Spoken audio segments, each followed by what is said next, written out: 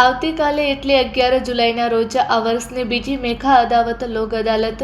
લાલસા national legal authority નામદાર supreme court અને state legal service of authority નામદાર ગુજરાત હાઈકોર્ટના નેજા હેઠળ યોજાનાર છે, જે અદાલત ડિસ્ટ્રિક્ટ લીગલ સર્વિસ ઓથોરિટીના ચેરમેન શ્રી મહેશ દિલીપની આગેવાની હેઠળ કચ્છ જિલ્લાના સમગ્ર તાલુકા તેમજ જિલ્લાની કોર્ટમાં આયોજન થવાનું છે। આ લોક અદાલતમાં સમાધાનપાત્ર કેસો જેવા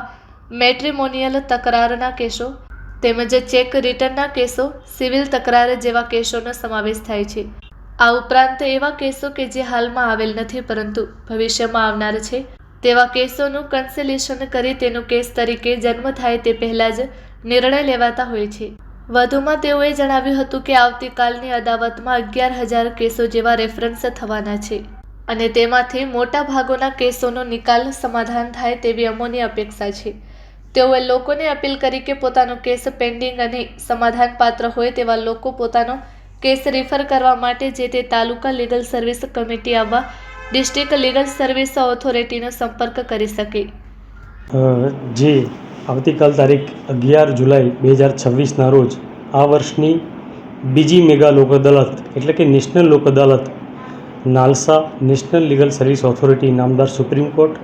અને સ્ટેટ લીગલ સર્વિસ ઓથોરિટી નામદાર ગુજરાત હાઈકોર્ટ તરફથી એમના નેજા હેઠળ યોજાનાર છે। જે Lok Adalat district legal service ઓથોરિટીના ચેરમેન શ્રી મહેડા દિલીપ પીની આગેવાની હેઠળ કચ્છ જિલ્લાની સમગ્ર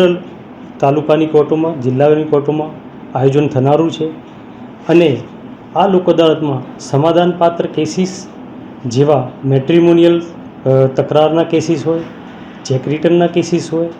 સિવિલ તકરારો હોય કે એવા કેસોનો સમાવેશ થાય છે અને આ ઉપરાંત પ્રી લિટિગેશનના કેસો કે જે કેસો હાલમાં કોર્ટમાં આવેલા નથી અને ભવિષ્યમાં આવનાર છે એવા કેસોમાં પણ કન્સિલેશન કરી અને તેનો કેસ તરીકે જન્મ થાય તે પહેલાં જ નિવેડો લાવવામાં આવતો હોય છે। આવતીકાલની જે લોક અદાલત છે એમાં અંદાજે 11,000 કેસીસ જેવા રેફરન્સ થવાના છે અને એમાંથી લોકોનો અને પક્ષકારોનો, વકીલોનો સારો પ્રતિસાદ છે અને મોટાભાગના કેસોનો નિકાલ થાય,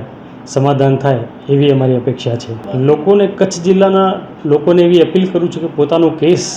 જે કોર્ટમાં પેન્ડિંગ હોય, સમાધાનપાત્ર હોય તો એ પોતાનો કેસ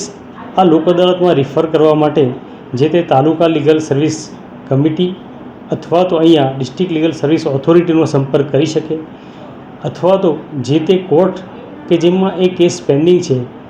તે કોર્ટનો પણ સંપર્ક કરી શકે।